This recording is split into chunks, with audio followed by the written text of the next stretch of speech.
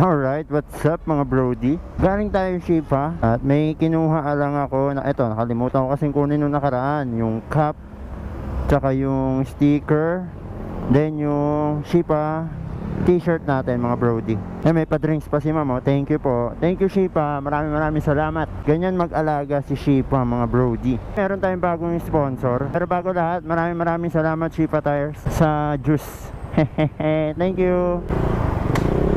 So punta tayo ng Motoben ngayon dahil mayroong bagong sponsor si Notorious Rider. Kunin natin yung intercom natin mga brody doon sa Motoben. So in-sponsoran tayo ni Freedcon ng kanilang unit na intercom bilang isang rider, especially motovlogger din. Kailangan ko to mga tol. Kailangan natin ng intercom, especially pag sumasagot tayo ng mga tawag, tapos pag nakikinig tayo ng music. Malaking bagay talaga intercom sa mga rider. Kung gusto rin natin makipag-communicate na maayos sa back ride natin or sa mga kaibigan natin na rider pag may rides tayo, di ba? Katulad nung nakarang ride namin ni Mrs.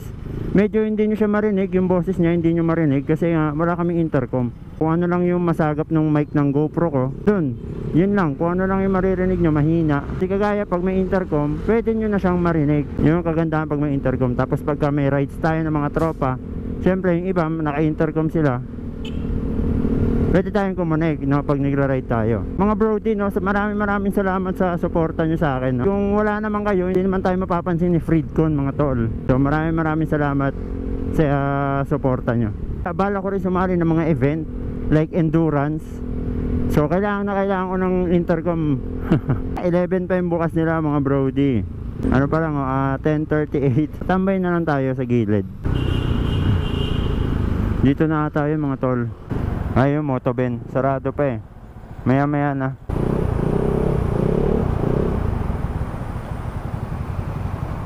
Yun, balikan ko kayo mamaya mga tol. Alright, what's up mga brody? Nakuha na natin ang intercom. Yay! Thank you Freedcon. So, tingnan natin. Hindi ako nag-vlog sa loob eh, kaka-open lang nila. So, KY Pro. So, binigay sa atin ni Freedcon. Yan. May magagamit na tayo. Freedcon t-shirt. Yan. Dalawa rin to. Tigisa kami ni Mrs. Ito ang advantage ng naka-tail bag. Ordinaryong bag lang siya tingnan. Pero ayun o. Na-adjust siya ng mas mataas. So, di ba? Napaka-importante. Kaya lagi ako may dalang ganito eh. Kasya kasi yung full face helmet dito. Thank you Motoben, Freedcon. Thank you. Maraming salamat po. Bye-bye.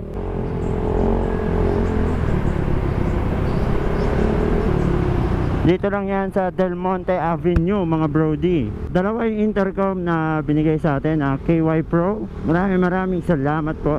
Meron na tayong magagamit sa mga paparating natin na rides, especially kasama si Mrs. no?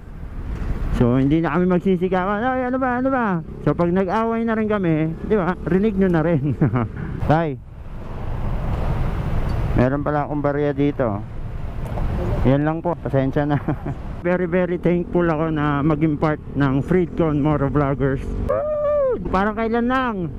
Ngayon ang dami na nagtitiwala sa atin mga tol. Hindi ko po sisirain ang tiwala nyo. Maraming salamat po sa inyo. Basta alam ko, makakabawi din ako sa mga tumulong sa akin. Yun lang yung nasa isip ko, makakabawi din po ako sa inyo. So yung mga brody, maraming salamat sa inyo. Abangan nyo yung review natin dito sa KY Pro na intercom. Thank you very much. Uy, gago. Sira ulo yung truck. Peace out mga brody.